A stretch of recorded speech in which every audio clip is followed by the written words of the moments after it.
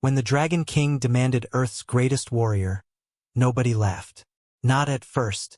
The message had arrived in fire. A mountain range-sized dragon had risen from orbit, scales like molten continents, wings eclipsing satellites. His voice had rolled across every frequency at once, translated instantly into every human language. Send me your strongest, or I will test your world with flame. Earth's defense councils went silent. This was not bluster. This was not posturing. This was an extinction-level ultimatum.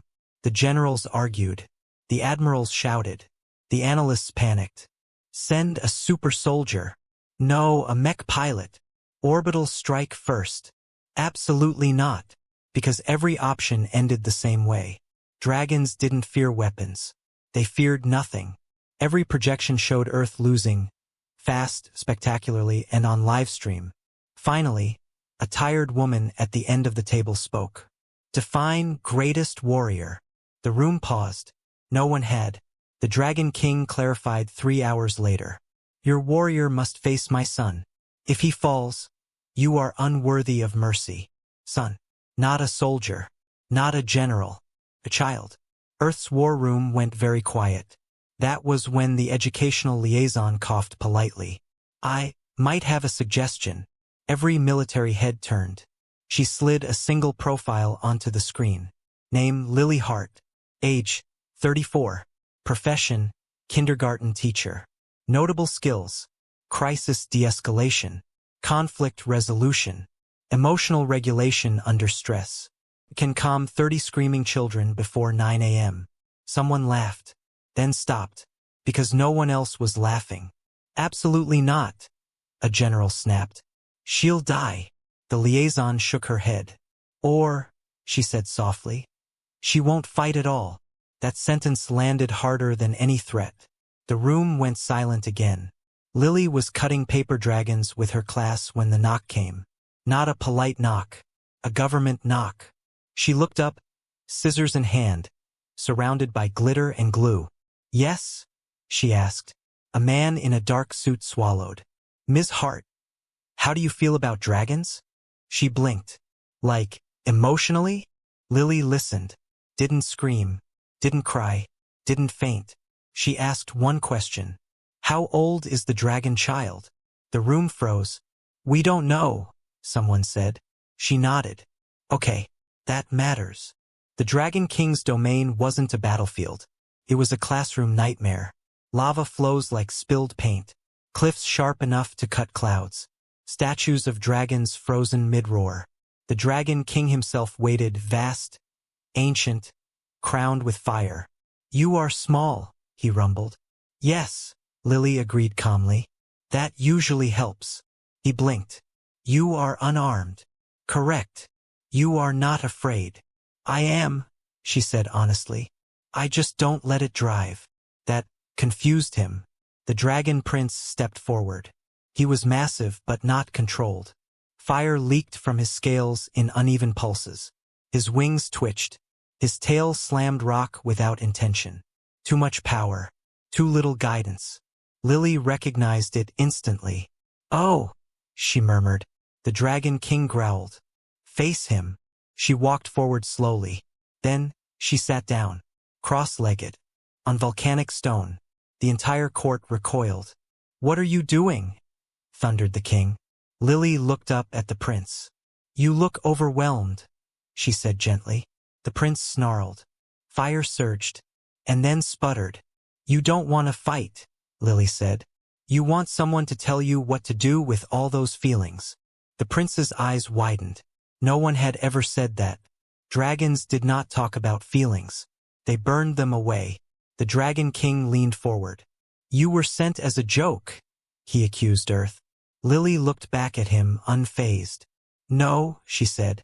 I was sent because when humans face something dangerous, we send the one who knows how to keep children safe. The prince's fire dimmed. Just a little.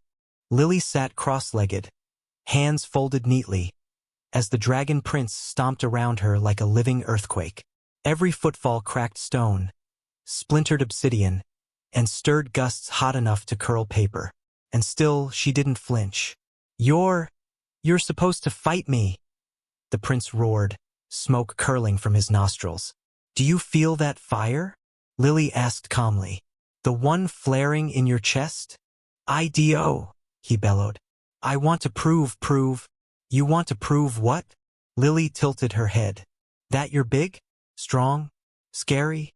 The prince's wings beat so hard they stirred ash like a sandstorm. Yes. Okay, Lily said, leaning forward slightly. Can I show you something stronger than that? With that, she took a piece of glitter glue from her pocket, the shiny one with stars in it, and began slowly applying it to a nearby jagged rock, making a little sparkling dragon. The prince froze mid-roar. What are you doing? He demanded. Showing you, she said softly, that even chaos can be made beautiful if you're patient and careful. Your fire is powerful. But can you use it without destroying everything? He inhaled, flames sputtered, then hissed, then stopped. The Dragon King leaned forward, clearly bewildered. A human is teaching my air control? Yes, Lily said without hesitation. And apparently, I'm doing it better than anyone else has.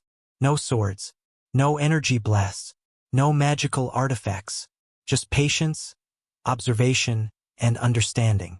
The prince tried to swipe the glitter dragon off the rock.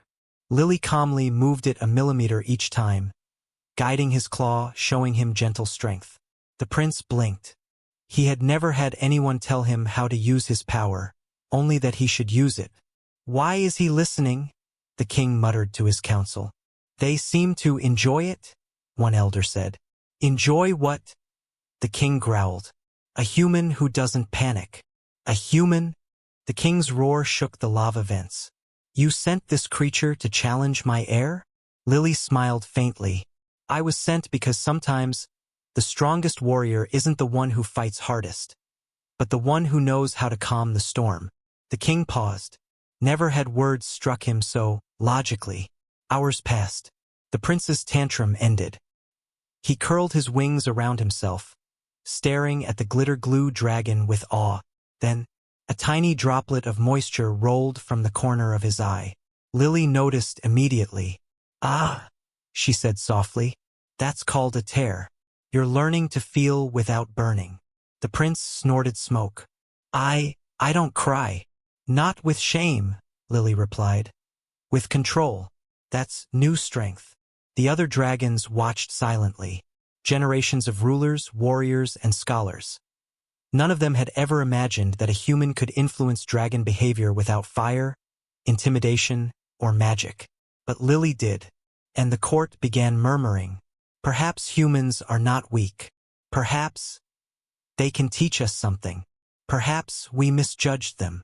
By sunset, the prince approached Lily carefully, careful being a new concept for him. I like this, he admitted quietly. You mean being calm?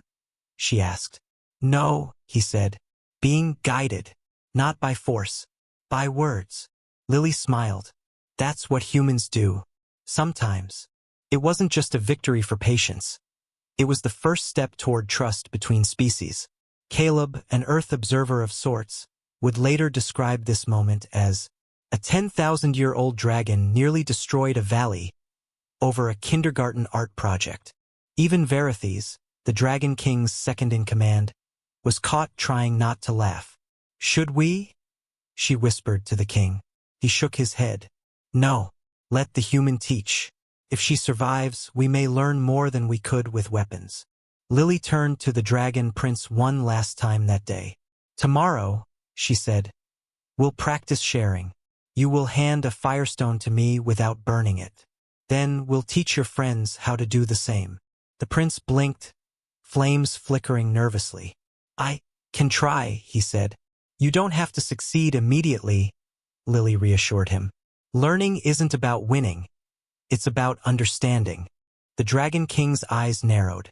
He didn't like it, but he had to admit. The human had the dragons listening. And for the first time, Earth might survive this test unscathed. Morning came in Ashreach Citadel, painting lava flows in molten gold. The Dragon Prince padded into the courtyard, dragging a charred piece of obsidian like a notebook. Lily, he said cautiously, What is a homework? She smiled, reaching into her bag. Homework, she said, is practice. You do something, you learn from it, and then we discuss it calmly. The prince tilted his head. Calmly? Yes, Lily said. Without melting buildings or accidentally roasting your friends. The prince blinked slowly. Is this a trap? No, Lily said. It's just learning. First assignment, fire control. Lily placed several stones across the courtyard, each coated with a thin layer of glitter glue. Use a tiny flame to warm the stones evenly, she instructed. The prince inhaled deeply and exploded a massive fireball immediately. Too much, Lily said gently. Try a fingertip's worth of flame. You control the fire. It doesn't control you. Took an hour, then 2, then 3. By the end of the day, every stone was warmed evenly, glitter slightly melted but intact. The prince was exhausted but proud. The other dragons watched with a mixture of skepticism and fascination. Why do we obey this human? One asked. She doesn't yell, another muttered. And somehow, she's never afraid. She's strong, Verithes said quietly. Stronger than any warrior we've faced. She just uses patience. By evening, the dragons took turns warming stones, learning the rhythm. Their massive claws were awkward, tails knocking over supplies, but Lily adapted quickly. Remember, she said, learning is messy. Mistakes are fine. The coalition command observed from orbit. Satellites recorded every moment. Military analysts gasped. Are they training with a human? It appears so. She's teaching dragons cooperation, not combat. Yes, Lily whispered to herself. That's how we survive. A satellite feed showed a dragon carefully handing a glowing firestone to Lily without incinerating it. Humanity's greatest warrior had no weapons, no superpowers, just a calm mind and the ability to guide. Day 2 brought chaos. The dragon prince misunderstood gentle fire and accidentally singed a mountain cliff. Lily sighed, kneeling on a nearby boulder. It's okay. Repair it slowly. Patience. Meanwhile, an elder dragon, old enough to remember the last human incursion, rolled its eyes. You survived? It asked. I did, Lily said, because I'm not trying to fight you. I'm trying to teach. The elder huffed, unconvinced, yet curious. While dragons practiced homework, word spread. Other species sent envoys hoping to negotiate. They approached nervously, only to find dragons lining up politely and Lily distributing glitter glue with a smile. Gift? Lily asked. Want to try fire safely? The envoys froze. Weapons lowered automatically. Even trained soldiers couldn't believe their eyes. Dragons, ferocious legendary dragons, obeyed a human teacher without threats. HFY was alive. Humanity survived not with dominance, but with understanding. Verithes' father, the Dragon King, watched from his peak. This is unprecedented, he muttered. Perhaps she is what we misjudged humans to be, an advisor said. Yes, the king admitted. Humans are weaker in combat, but stronger in ways we ignored. He had demanded a warrior. He had expected war.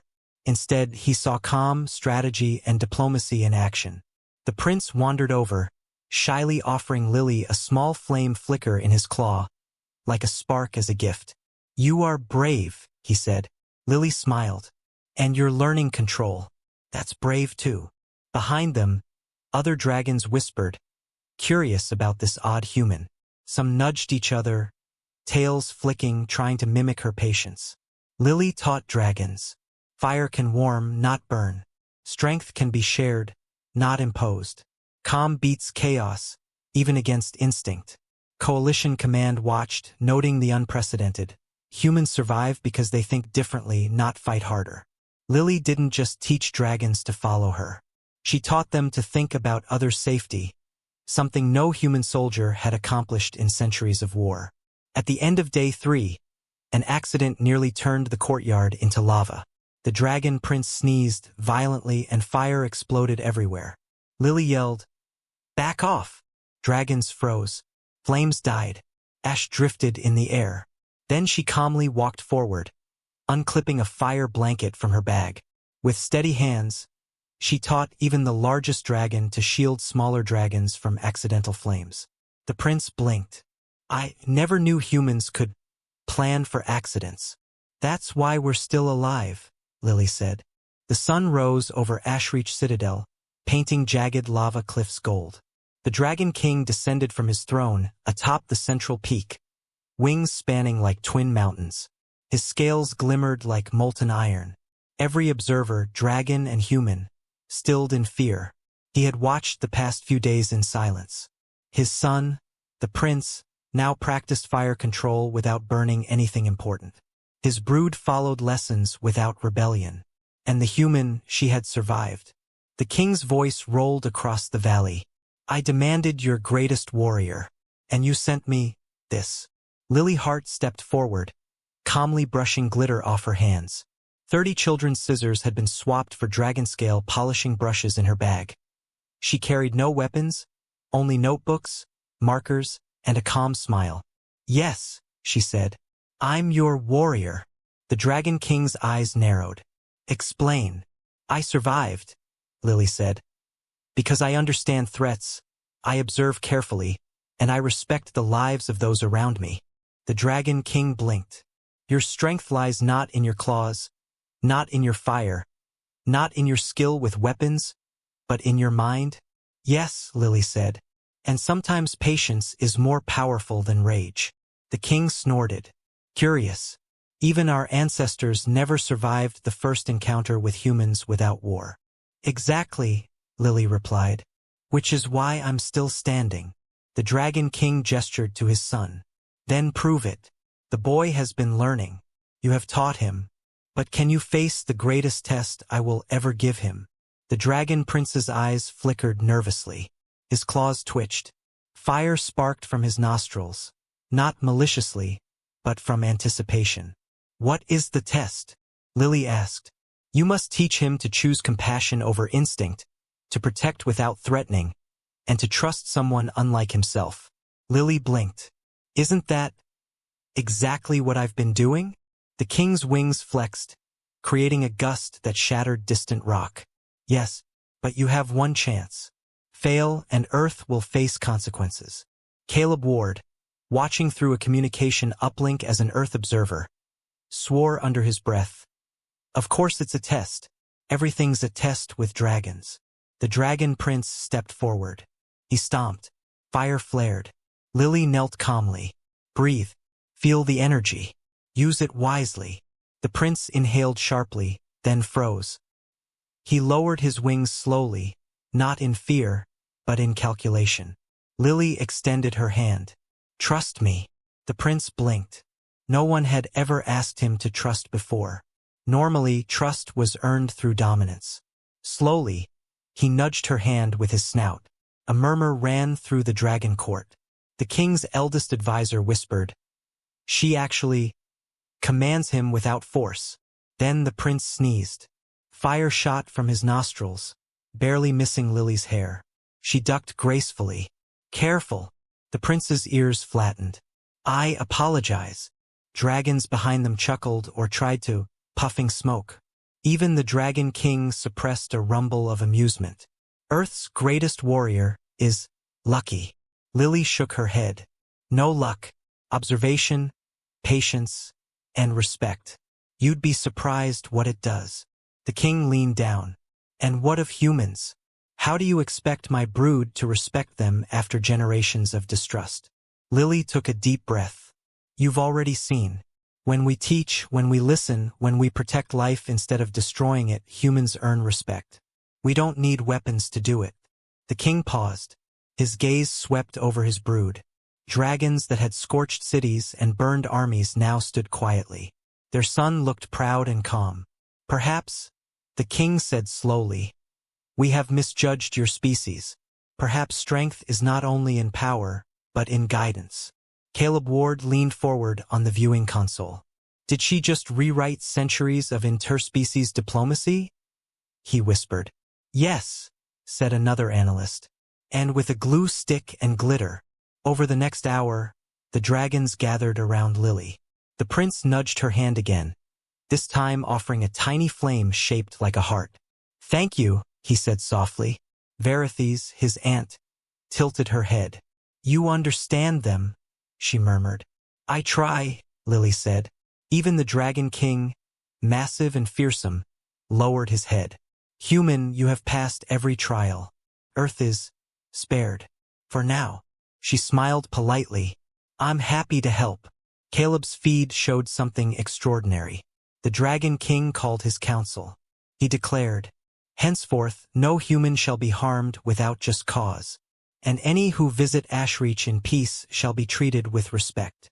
The human delegation watching from orbit cheered quietly.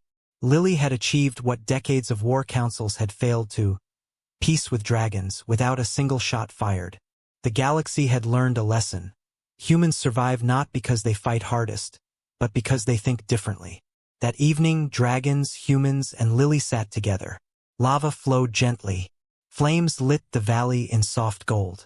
Lily set out trays of grilled food, a small earth touch in a terrifying world. Dragons sniffed, then hesitated, then began sampling. The prince, now relaxed, nudged a skewer toward the Dragon King. "Try it," he said. The king did, and for the first time in centuries, dragons laughed. Before leaving Ashreach, Lily addressed the Dragon King. "Power is not proof of superiority. Respect is, guidance is, trust is. That's what keeps us alive." The king considered it. Then, with a rumble that shook the valley, he said, "You have taught my brood what I could not. Earth's humans are remarkable, and the girl who commands dragons without war is extraordinary."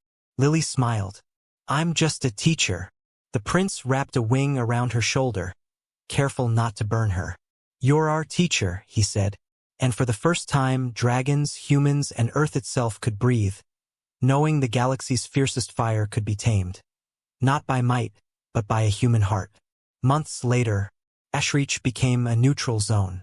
Humans visiting the valley were treated as friends, not enemies. Lily Hart returned to her classroom, teaching children to solve conflicts without violence. And somewhere in the valley, a dragon prince polished glitter glue dragons with patience, careful not to scorch them. The galaxy had survived a Dragon King's wrath, thanks to a kindergarten teacher, patience, and a lot of HFY logic.